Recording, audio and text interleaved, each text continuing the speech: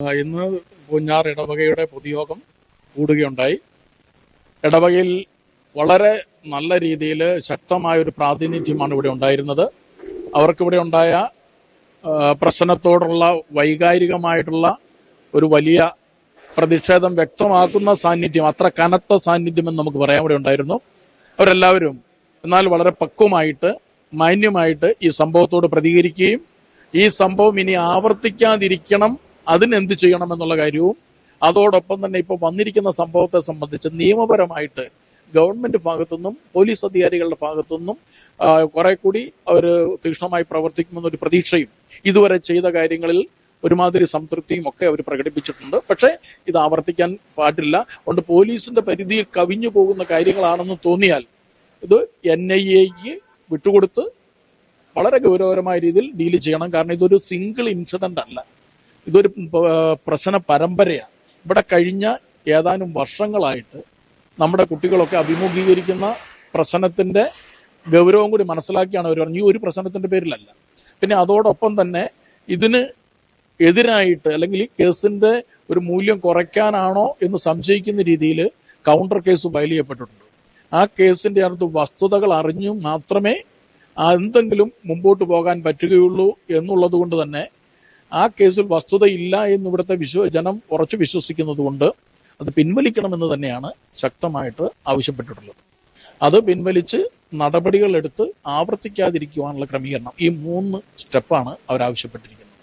അതിന് പറ്റുന്ന ക്രമീകരണം പള്ളിയിൽ നിന്നുണ്ടാകും, ഒപ്പം അത് ഗവൺമെന്റ് തലത്തിൽ നിന്നുണ്ടോ എന്ന് കൃത്യമായിട്ട് നിരീക്ഷിക്കുകയും ചെയ്യും.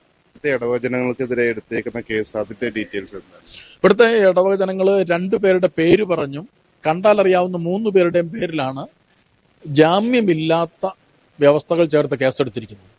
അത് മനസ്സിലാക്കുന്നത് പെട്ടെന്നുള്ള ഇതിന്റെ അകത്ത് ഈ കേസ് നമ്മൾ പള്ളിയിൽ നിന്ന് കൊടുത്തിരിക്കുന്ന അല്ലെങ്കിൽ പള്ളി അധികാരികളുടെ ഭാഗത്ത് നിന്ന് കൊടുത്തിരിക്കുന്ന കേസിന്റെ സ്ട്രെങ്ത്, ശക്തി ദുർബലപ്പെടുത്താനുള്ള ഒരു കൗണ്ടർ കേസായിട്ടും ഒത്തുതീർപ്പുകളിലേക്ക് ഫോഴ്സ് ചെയ്യാനുള്ള പരിശ്രമമായിട്ടുമാണ് ഇപ്പോൾ ഇവർ അപഗ്രഥിക്കുന്നത്. ഇനി മറ്റെന്തെങ്കിലും ഉണ്ടെങ്കിൽ അത് കാര്യകാരണ സഹിതം ഉത്തരവാദിത്തപ്പെട്ടവരെ ബോധ്യപ്പെടുത്താൻ നിയമപാലകർക്ക് അതിനുള്ള ചുമതലയുണ്ട് എന്നുള്ള കാര്യമാണ് നമ്മൾ പറയുന്നത്. ഈ കേസിന് ആസ്പദമായിട്ടുള്ള സംഭവം എന്തെങ്കിലും ഇവിടെ പള്ളി അങ്കണത്തിൽ വെച്ച് നടന്നിരുന്നോ ഈ കേസ് എടുക്കാൻ? അത്തരം കാര്യങ്ങളിലേക്ക് നമ്മൾ വിശദമായിട്ട് ഇപ്പൊ ഈ ചർച്ചയിലൊന്നും വന്നില്ല, അതിലേക്ക് കടന്നിട്ടില്ല. ഈ പ്രതികളെ എല്ലാം അറസ്റ്റ് ചെയ്തിരുന്നു, അവർക്കെതിരെ എല്ലാം. അതുകൊണ്ട് നമ്മൾ ഇതിന്റെ അകത്ത് ഇന്ന് അവർ ആവശ്യപ്പെട്ടിരിക്കുന്നത് പ്രതികളെ 27 പേരെ അറസ്റ്റ് ചെയ്തിട്ടാണ് നമ്മൾ മാധ്യമങ്ങളിൽ നിന്ന് മനസ്സിലാക്കുന്നത്. അതിൽ കൂടുതൽ ആളുകൾ ഉണ്ട് എന്നാണ് ഇവർ പറയുന്നത്. അപ്പൊ മുഴുവൻ പ്രതികളെയും അറസ്റ്റ് ചെയ്ത് വെളിച്ചത്ത് കൊണ്ടുവന്ന് മാതൃകാപരമായ ശിക്ഷ കൊടുക്കണം എന്നുള്ളതാണ് അവർ ആവശ്യപ്പെട്ടിരിക്കുന്നത്. അത് ഏത് വിഭാഗത്തിൽപ്പെട്ടതാണെങ്കിലും അതിന് പ്രത്യേക ഈ പറയുന്ന സാമൂഹ്യ വിരുദ്ധ പ്രവർത്തനങ്ങൾ ചെയ്യുമ്പോൾ അതിന് മതമോ ജാതിയോ ഒന്നും ഒരു തടസ്സമല്ല. അത് ഏതിൽപ്പെട്ടവരാണേലും, ഈവൻ ഈ ഇടവാങ്ങളാണെ പോലും അവര് ഇത്തരം അക്രമ പ്രവർത്തനങ്ങളിൽ പങ്കുചേർന്നിട്ടുണ്ടെങ്കിൽ നീതിപൂർവമായിട്ടുള്ള നടപടികൾ സ്വീകരിക്കുന്നതിനോട് ആർക്കും യോജിപ്പില്ല. മാത്രമല്ല അത് നടപടികൾ ഉണ്ടാകണമെന്നും തന്നെയാണ് അവർ പറഞ്ഞത്. പോലീസിന്റെ ഇതുവരെയുള്ള പ്രവർത്തനങ്ങളിൽ ഇടവക്കാര്, പോലീസിന്റെ ഇതുവരെയുള്ളത് സാമാന്യഗതിയിൽ തൃപ്തികരം തന്നെയായിട്ടാണ് നമ്മൾ അപഗ്രഥിക്കുന്നത്. അതിൻ്റെ അകത്ത് പക്ഷേ അവരുടെ പരിധിക്ക് അപ്പുറത്തേക്ക് പോകാം ഇനിയുള്ള സ്റ്റെപ്പുകൾ. അതൊക്കെ ഈ പറഞ്ഞ പോലെ പെട്ടെന്ന് തട്ടിക്കൂട്ടും ഒത്തുതീർപ്പും ഒക്കെ പോകാൻ സാധ്യതയുള്ളതുകൊണ്ട് അത് ശരിയായ രീതിയിൽ പോകാൻ അവർക്ക് ബുദ്ധിമുട്ടുണ്ടെങ്കിൽ, അവർക്ക് ചിലപ്പോൾ പ്രായോഗികമായ നാട്ടുകാരെന്ന രീതിയിലും മറ്റു തരത്തിലൊക്കെ ബുദ്ധിമുട്ടുണ്ടെങ്കിൽ അത് ഏറ്റവും നല്ലത് NIA ഏൽപ്പിക്കുക. കാരണം ഇത് ആ തരത്തിലുള്ള ഒരു സ്വഭാവം ഈ 2 വർഷമായിട്ട് ഇത്തരം ഈ കുൽസിത പ്രവർത്തനങ്ങളിൽ നമ്മൾ ദർശിക്കുന്നുണ്ട്. അതുകൊണ്ടാണ് ഇന്നലെ നടന്ന സർവകക്ഷി യോഗത്തില് സഭയുടെ ഔദ്യോഗികമായ ആരെങ്കിലും പങ്കെടുത്തിരുന്നോ? അതേപോലെ തന്നെ ഇടവകയുടെ പ്രതിനിധീകരിച്ച് ആരെങ്കിലും പങ്കെടുത്തിരുന്നോ?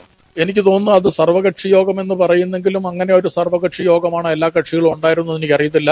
അതിനെ സംബന്ധിച്ച് ഏതായാലും പൂഞ്ഞാറിന്റെ ഭാഗത്തു നിന്ന് ആരും പ്രതിനിധികളായിട്ടുണ്ടായിരുന്നില്ലെന്ന് ഞാൻ മനസ്സിലാക്കുന്നു.